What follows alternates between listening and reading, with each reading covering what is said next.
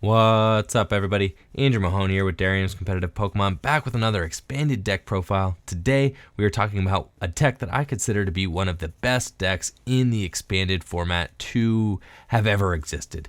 This deck is the infamous Turbo Darkrai. Turbo Dark is just a super aggressive deck that attains really crazy one-hit knockouts, gets an amazing boost with the introduction of Darkrai EX. So excited to see what this deck could do at the very first expanded regionals this season, and I think that I do expect a lot from it. I think that this thing has the potential to win regionals this fall, so I have very high hopes for this deck, and I want to go over it to show you guys what makes this deck work, why it's so good, and what kind of cards you might include in a Turbo Dark list if you were to build one yourself. So let's go ahead and get started. This deck starts out with 3 copies of Darkrai EX. We also play 1 copy of Darkrai EX. This is the Dark Cloak one. I should specify this is the Dark Pulse one. We play 1 copy of the Dark Cloak one, 2 copies of Darkrai GX. It's a lot of Darkrai. We play 5 Darkrai in here, and 1 copy of Yveltal. We also play 3 copies of Shaman EX, 1 copy of Hoopa EX, and 1 copy of Tapu Lele. So let's talk about this cast. As you can see, we play 3 copies of this Darkrai EX, the one with Dark Pulse. Dark Pulse is an incredible attack. It reads, this attack does 20 more damage for each dark energy attached to all of your Pokemon. So 20 plus 20 more for each dark energy attached to all your Pokemon. Now, you have the ability to ramp damage a bunch of different ways in this deck. You could use Max Elixir, you could use Dark Patch, you can attach manually for turn, and you can Oblivion Wing to accelerate energy onto your Pokemon. So what you want to do is just you amass a huge amount of darkness energy, and you just start pounding away with Dark Pulse as early as the first turn of the game. It's just a very, very fast and very aggressive deck. The cool thing about this list is that you also have access to this Dark Head attack because we do play a few copies of Hypnotoxic Laser in here.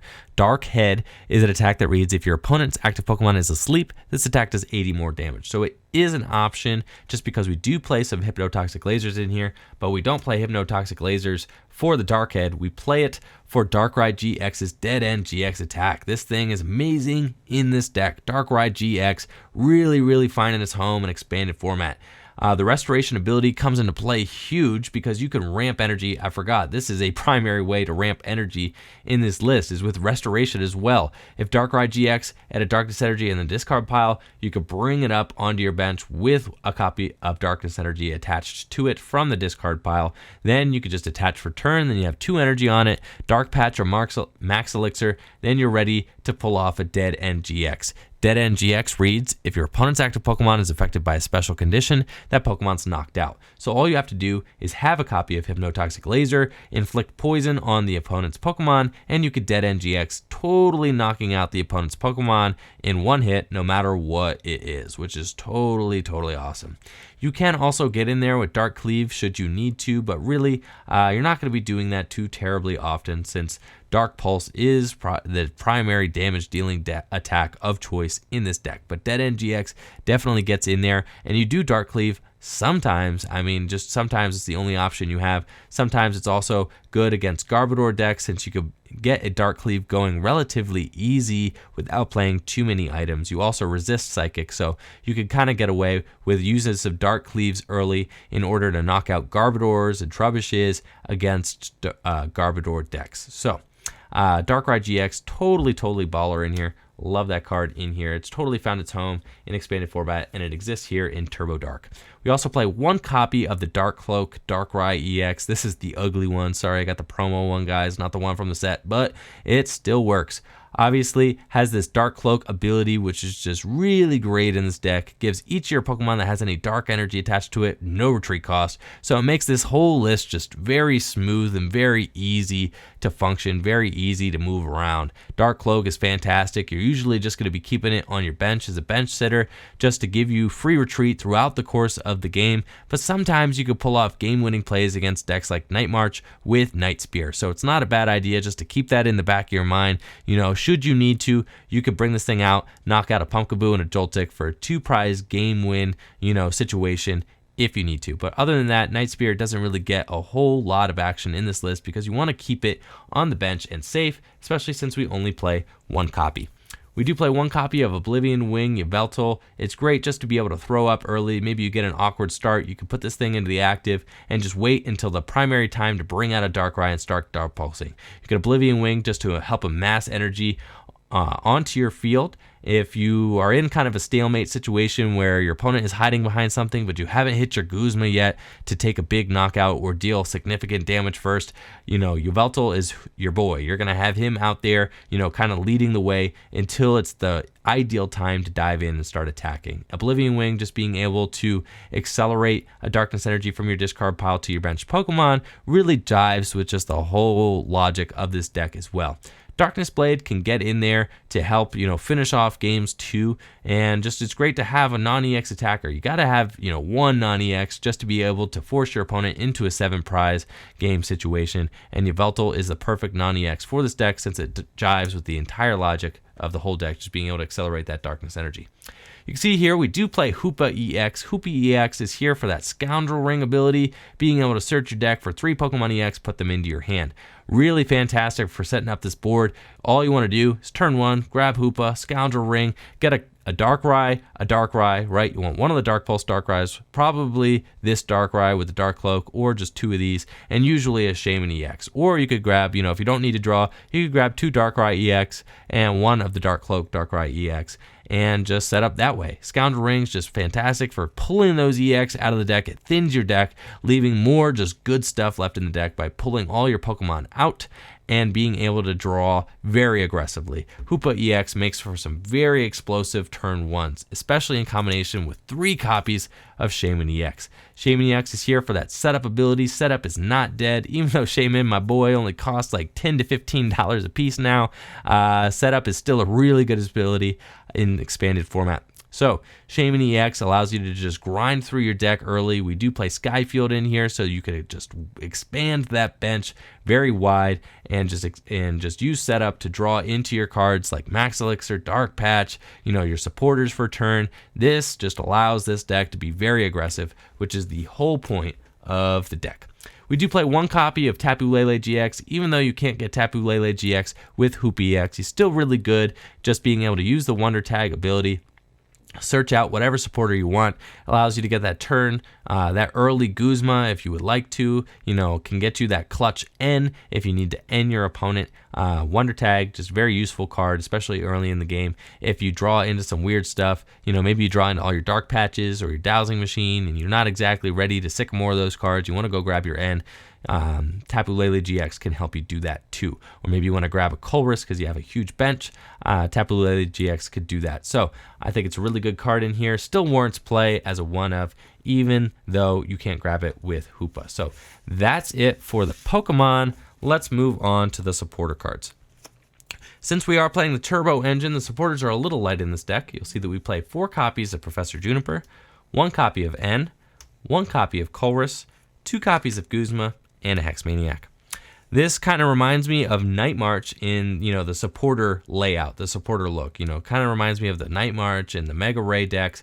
And that's because you really don't need that many supporters. You could use Battle Compressor to ditch supporters to the discard pile, retrieve them with Versus Seeker. You could use Shamans to draw in supporters. You could use Tapu Lele GX to retrieve supporters. You got Hoopa in here to just draw very aggressively. This is really all the draw support you need for this deck, especially combined with 4 copies of Versus Seeker.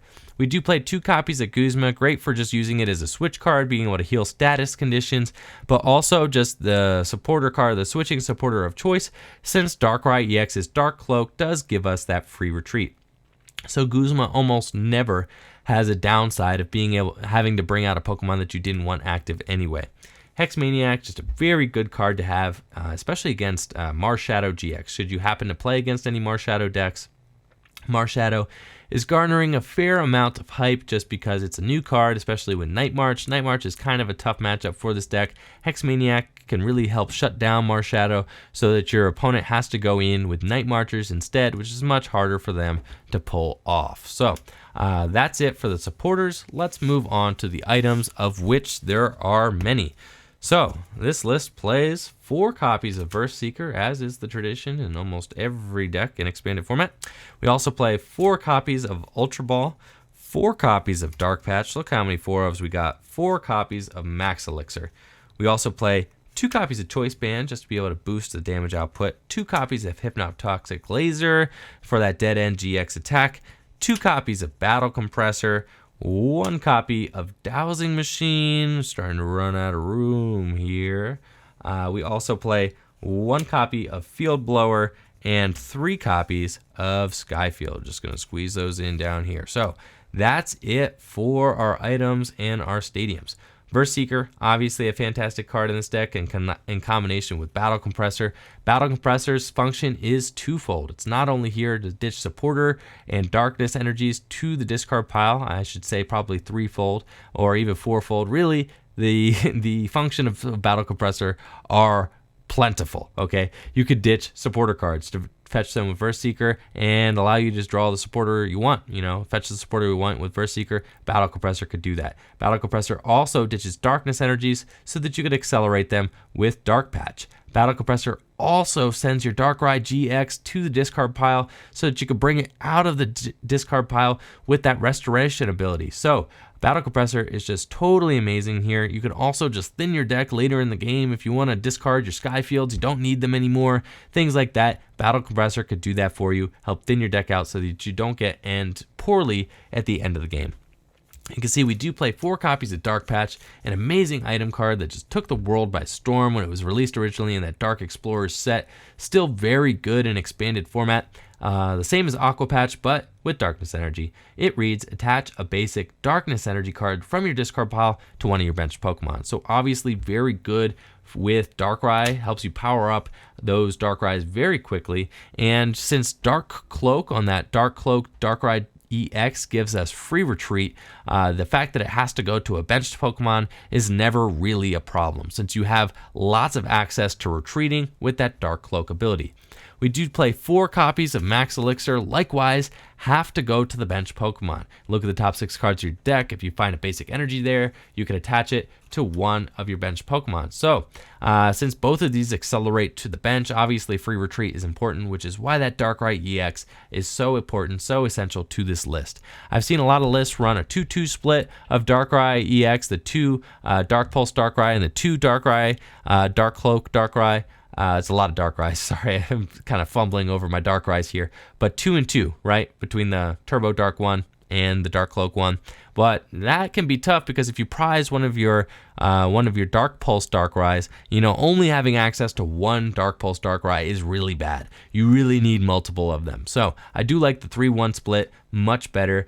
Just really treasure your Dark Cloak Darkrai EX because it's very important. Having that free retreat is essential for this deck. Play 3 copies of Skyfield, just allowing us to flex out and really go turbo with this deck by playing Shaman EX down for setup, being able to use Hoopa, grab all your Pokemon that you would like, and also having room for Tapu Lele, being able to use the Wonder Tag, search out the supporter you would like. Skyfield is just awesome in here. Now, we do play 1 copy of Field Blower, which is useful for removing opponents' tools. You can remove Fighting Fury Belts, Choice Bands, and so on and so forth, but also useful, you can use it to bump your own Skyfield. If you have 2 Shaman EX in play and you have a bench of 7 or more, you can Field Blower your own Skyfield away in order to remove your Shaman EXs from play and make them less of a liability. So I really do like 1 copy of Field Blower in here. Great for removing Garbodor's Floatstone as well, should your opponent set up a Garbotoxic Garbodor against you. We do play 2 copies of Choice Band just to be able to boost your damage output. Really good for just, piling damage onto your opponent. Really makes this deck much more aggressive. You could play Fighting Fury Belt in here, but I've opted for Choice Band just to make this deck as quick and aggressive as possible. Really just trying to live the whole, one-hit knockout, early one-hit knockout life here. So Choice Band was the tool of choice, but like I said, you could choose either of them. Obviously, they both have their benefits. Fury Belt making you a little more sustainable and a little more resilient to opponents' attacks. Choice Band allowing you to hit those early numbers easier than you would otherwise. And we do play 2 copies of Hypnotoxic Laser, can also help you to hit those early numbers.